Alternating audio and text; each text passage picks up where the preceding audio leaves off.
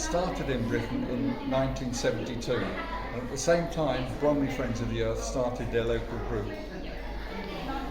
If we come through into this exhibition which was set up to celebrate 50 years of campaigning, I think we can show you through some of the things that we've achieved over those years. This board here shows the various campaigns through from the 1970s, the 1980s, the 1990s, the 2000s, 2010s, which then brings us to 2020s. And we've listed here many of the issues that we have campaigned on and the successes that we've achieved throughout this period.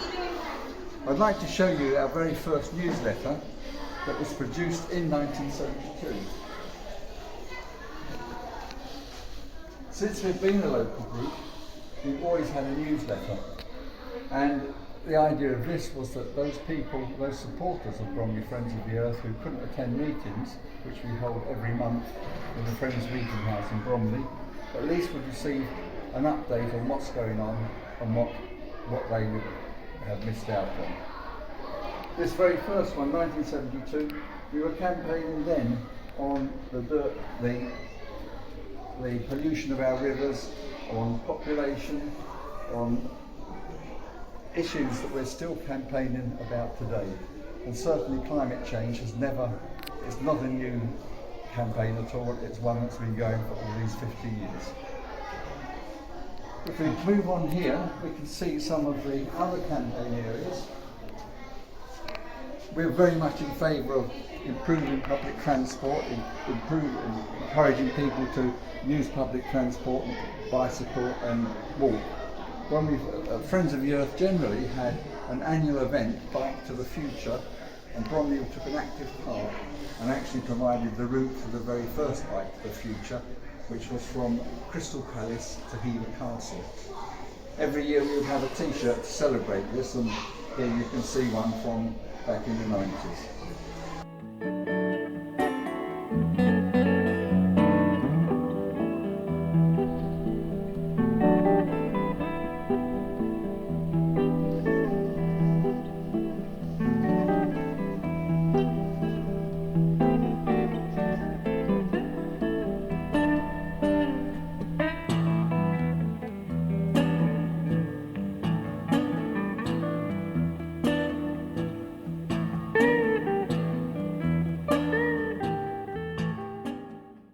Here we have a display demonstrating our tree campaign.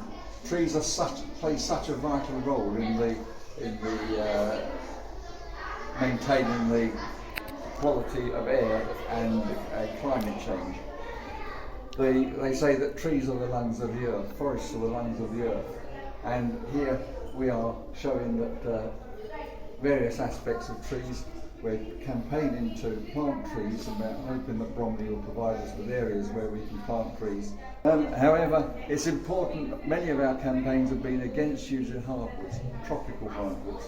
And we had one of our campaigns was called Mahogany is Murder, as you can see, a toilet seat made from mahogany, whereas these rainforest trees, once they're cut down, are never grown again, so they're endangered species and we must protect them. But it's also important for us to grow trees that can be short-term use of biomass fuel and just generally provide us with cleaner air.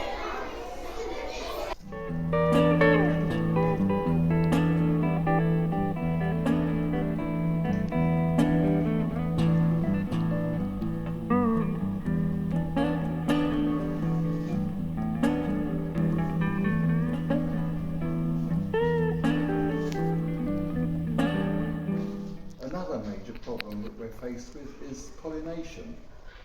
What people don't realise are that bees and insects generally keep our food growing. We must have pollinators in order for our crops to grow and so that we can feed ourselves. So in 2012, Friends of the Earth set up a bee campaign, and Bromley played a very major role in this.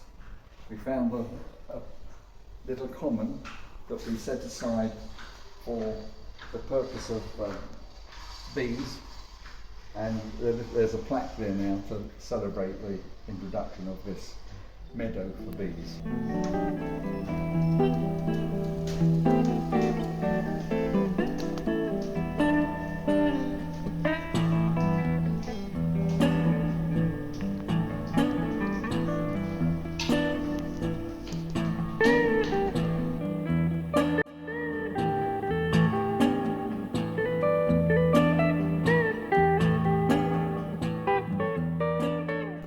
As I think we are all aware, climate change is one of the biggest problems that this planet now faces. And much as we are trying to discourage people from using oil and gas and coal, we cut back right back on coal, we still have the problem of governments planning to get gas through fracking. Fracking doesn't help us in any way whatsoever. It doesn't help reduce climate change. In fact, it contributes to climate change. Every time we use gas, wherever it comes from, we're contributing to climate change. So we must be encouraging governments, our own local authorities, to use renewable resources such as wind power, tidal power, wave power, solar power, even biomass. All of these are methods of gaining energy without actually contributing to carbon dioxide going into the atmosphere. The cabinet here has very many examples of how we've campaigned against climate change over previous years. We could even see a torch there that doesn't have batteries. You shake it in order to produce light. So there are many alternative means of producing energy without having to use oil, gas or coal.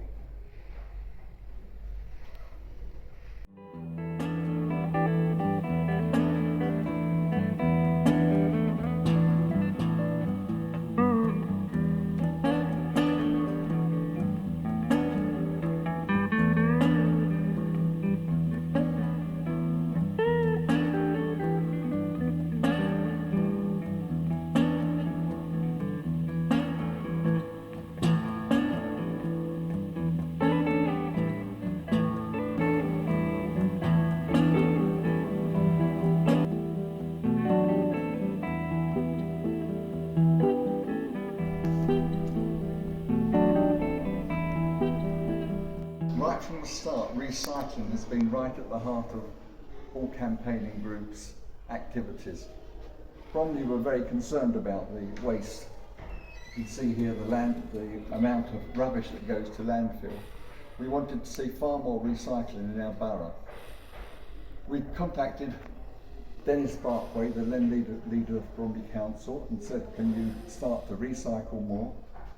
They were very slow in the uptake, mainly because of the time it takes to replace their collection trucks to separate waste. So Bromley Friends here set up our own recycling, once a month recycling in the car park of Farnborough Hospital. We would collect thousands upon thousands of aluminium cans and have them crushed. We even went for a world record in the Guinness Book of Records for the most cans linked together on a string in order to publicise the event. But here we see, in this cabinet, we can see many alternatives to using plastics, which are the biggest problem now that we're faced with recycling. Containers made of cardboard, glass. One of the very best examples of recycling and reuse is the milk bottle, where we have an aluminium top which can be recycled, glass bottles which are re-washed and used over and over again before they are actually melted down and then reused. So there are good examples, there are ways of doing this, and we really don't need to be using plastics in the way that we do.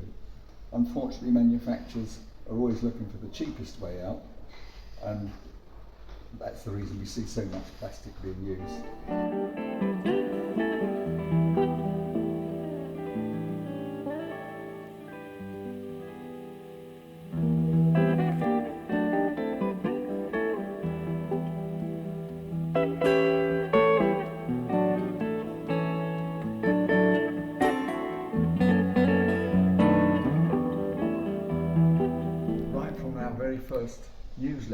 1972, we were concerned about pollution in water.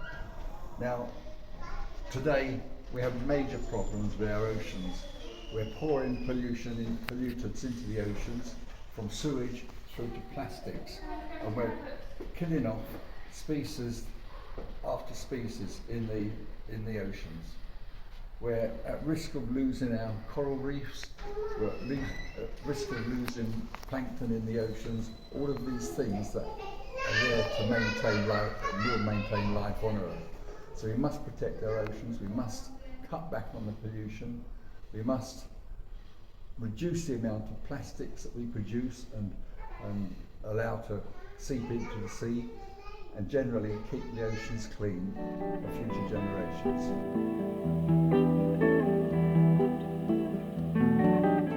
As you can see from this sign, we have been campaigning to protect the oceans, in this case to reduce plastic waste in the oceans, in order to protect the wildlife, the oceans themselves, and eventually the human race.